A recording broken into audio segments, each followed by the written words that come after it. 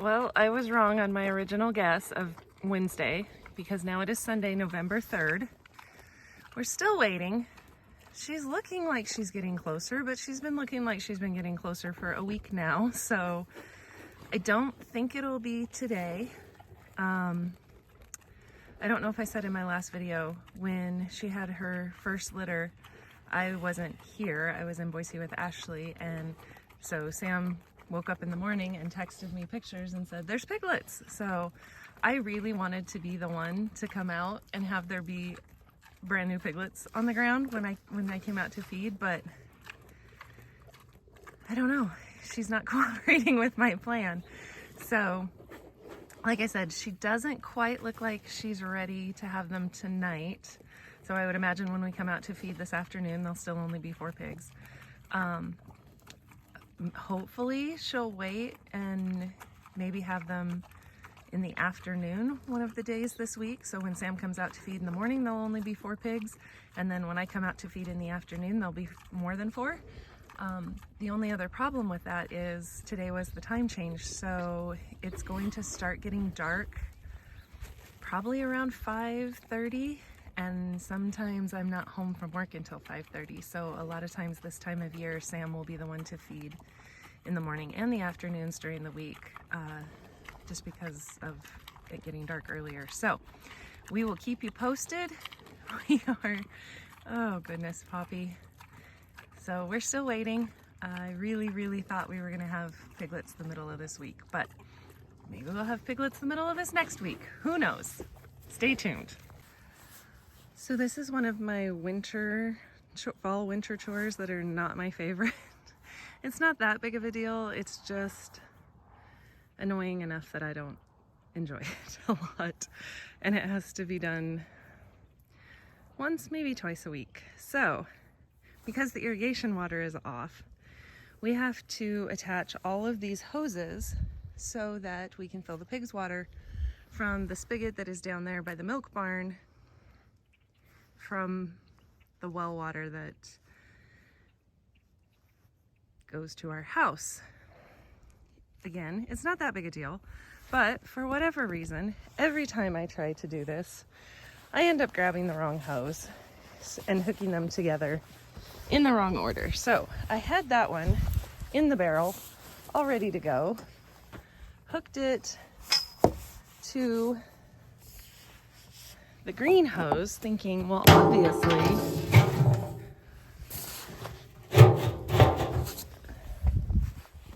I can figure out how to tell the difference apart between 2 gray hoses and a green hose. It turns out I can't. So I hooked the green hose to the gray hose that was on the ground, not the one that was already hooked up to the water barrel, because I thought I was going to be smart and hook them up here so that when I get down there and attach it to the spigot, then I can just turn it on and it'll start filling. Otherwise, I have to go down there, fill them up, hook them up, go back down there, come back up here. So I thought I was saving myself a trip. There's lots of trips back and forth no matter what, but I thought I was saving myself a trip, and it turns out I am not. So now I have this spaghetti mess of hoses that I've got to figure out. Okay, so the green one needs to go into this end of the gray one, and then that end of that gray one will hook to the spigot, or I'll be wrong and have to come up here and switch it around. So this time of year it's not so bad because it's not getting super cold. In the middle of December, January, February, then even though we try really hard to drain the hoses and leave them out so they don't freeze, there almost always is a little bit of ice in them, it seems like, and then we get to deal with that too. So one year we'll get a little bit of a better setup, but for this fall and winter, this is what we're doing again. So we'll see if I am lucky and got it right, or if I have to come up here and redo some stuff. Keep your fingers crossed for me. Okay, so I got lucky. I had everything hooked up correctly, so when I made it down to the spigot and turned everything on, it was filling the bucket. There were 3 places along the way that the hose was kinked, so you get to stop and undo that. And then it's been, what time is it?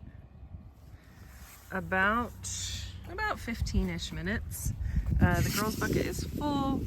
Boys' bucket is almost full, and then it's also getting to the time of year, close to the time of year, where we need to put the tank heaters in. So that goes in the bottom of the barrel, and then we plug it into an extension cord, and it just keeps the water from freezing. So it hasn't gotten that cold to where we really need to put those in yet, but it's getting close.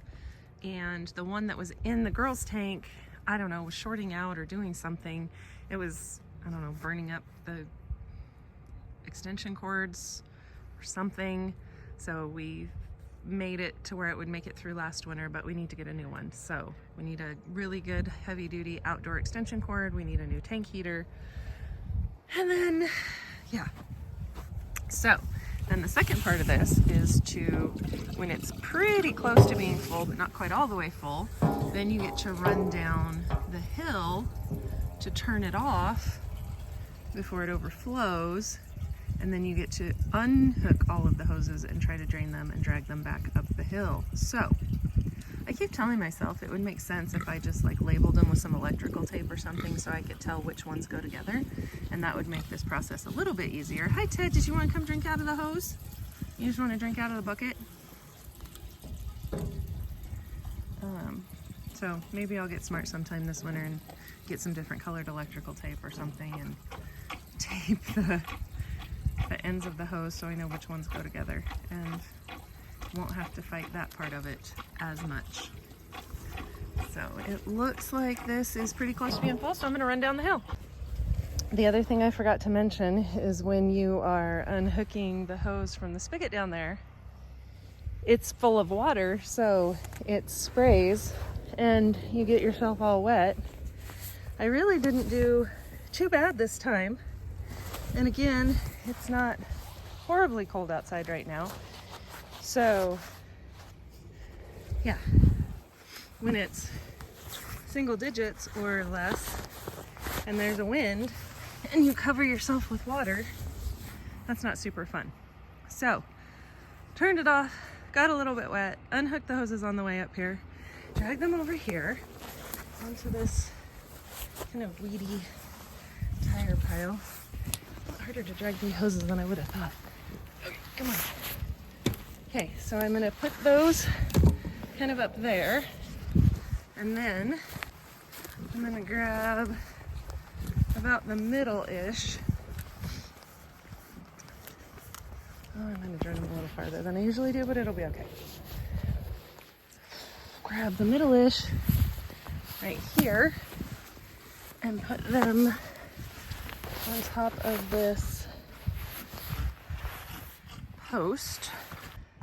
So they're up there, and then I walk back this way and try to lift the hoses up to drain the water down towards this end. I will leave those kind of, I don't know, draped on there. If they want to stay, they probably don't. I don't want to for right now. And then I do the exact same thing on the other side, down the hill, which is actually a little bit easier because it's just going down the hill. And, hi guys, good buddy. And then just kind of try to keep them from getting kinked and also being in the way. Hi guys. Okay. So again, not a lot. Looks like it's coming out, but that is okay because it is what it is for right now. Okay, so I'm gonna leave those there, grab the buckets, and go see what Sam's doing.